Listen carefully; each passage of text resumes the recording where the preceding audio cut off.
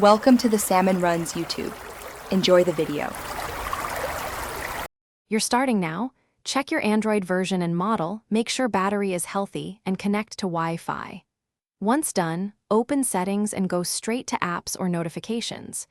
You need to find Google Play Services, Android System Web View, and the system app that shows ads. Tap each app to view permissions and notifications. You're laying groundwork so the next steps can actually stop ad delivery instead of just hiding banners temporarily. So don't skip confirming versions and access. Now you'll remove the permissions and notification triggers. Open each service, disable notifications, then revoke internet or background data permission where Android allows. If an app can draw over other apps, turn that off to stop overlays. Next, force stop the app and clear cache and storage for Play Services and Android System Web View. This resets cached ad tokens. You're cutting the channel's ads use. Make sure to repeat for any OEM system app that pushes ads.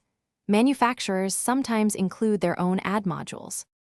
Finish by enabling a private DNS provider or installing a reputable ad blocking app if system controls didn't fully stop ads. Once configured, restart your phone and watch for any returning ads. Make sure settings persist after system updates. If an OEM app reinstalls permissions, go back to the app settings and repeat revokes.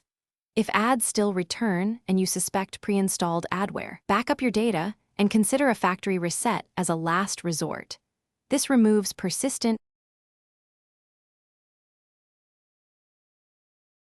Thanks for watching. Consider subscribing if we helped you.